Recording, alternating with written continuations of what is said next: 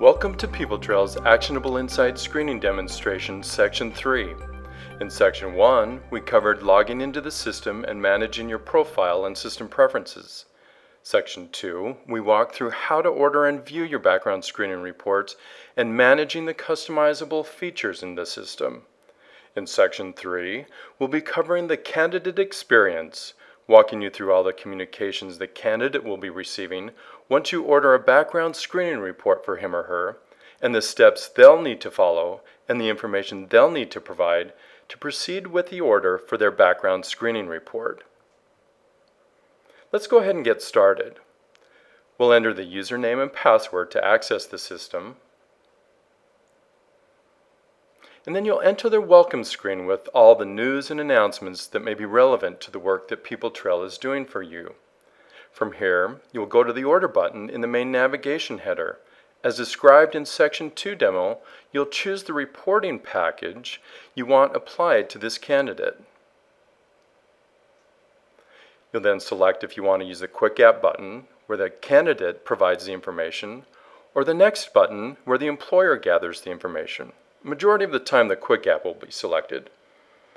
We then pass through a compliance process to certify you understand and agree to the requirements surrounding the report request, accept the terms, and enter the Quick App order screen.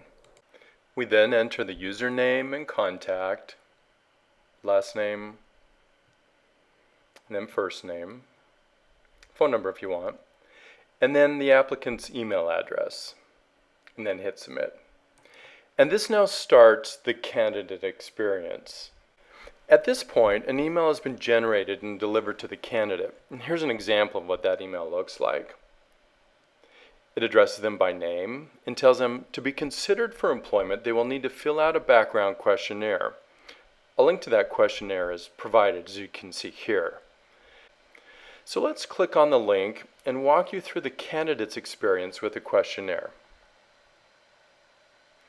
When the link is clicked, they are taken to the Actionable Insight Screening Candidate Questionnaire. Arriving at the welcome page, they are told the steps needed to complete the background check process.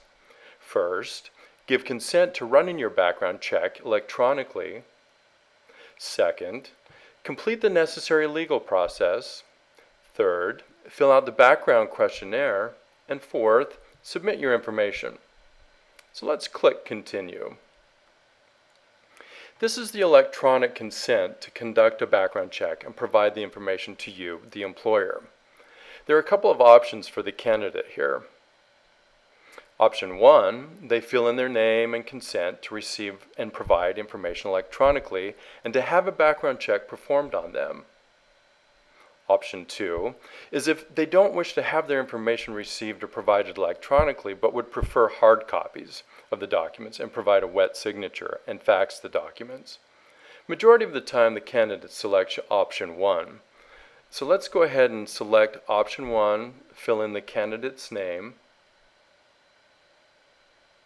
and hit Continue.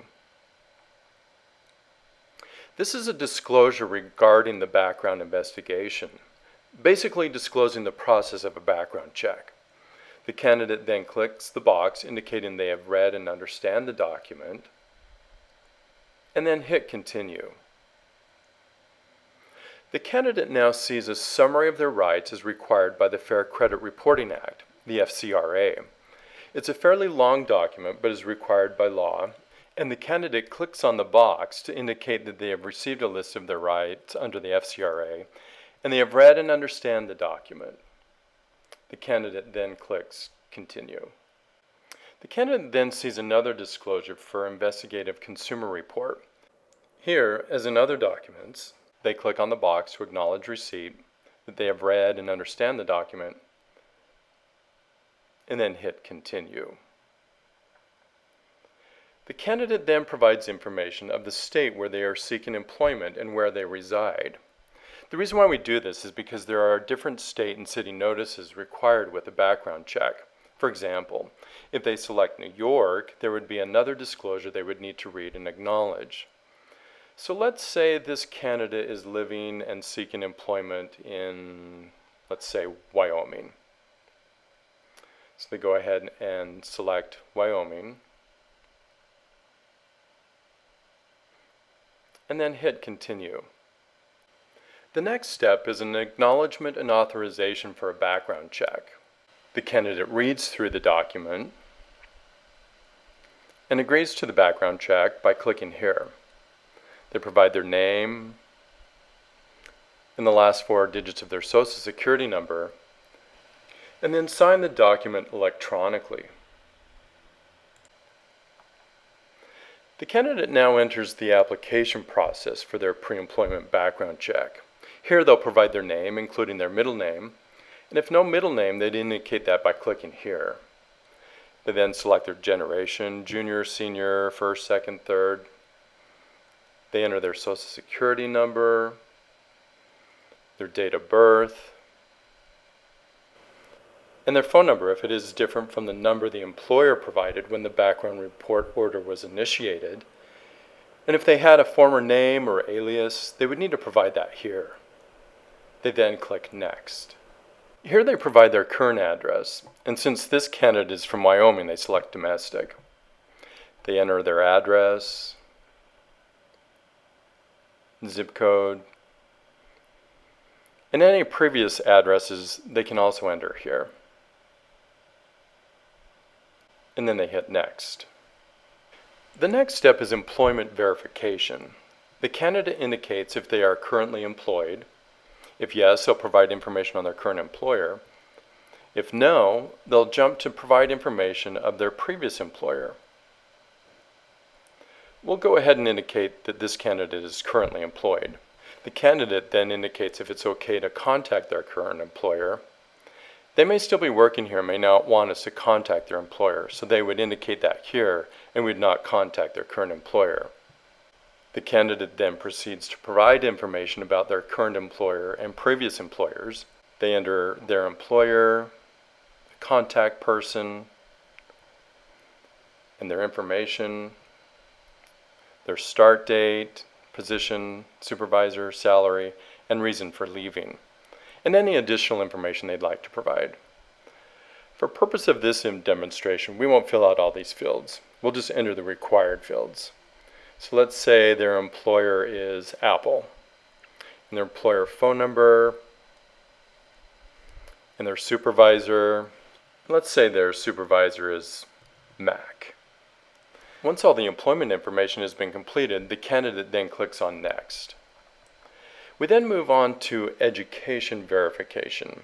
In this step, the candidate is only required to fill out the starred fields: the name of the institution, the registrar phone, start and end date, the degree received. The candidate can also provide additional information or add information from another educational institution. As a side note here, the educational verification step is not automatic with each report. We're seeing it here with this demonstration because we selected it as part of the reporting package. Let's go ahead and fill out the required fields: start date, end date, the degree received. And once completed, the candidate would then click on Next. After the candidate has filled out each verification form that was selected when the background report was ordered, they then come to the application summary. Here, they can review their information for accuracy. They can make any necessary changes by clicking on the editing icon. And when finished and they are comfortable with their application is complete and correct, they click on the Submit button. The candidate then receives a confirmation that their background questionnaire is complete and has been received. A confirmation number is provided, and they have the option to print the confirmation as well as their authorization to have a background check done.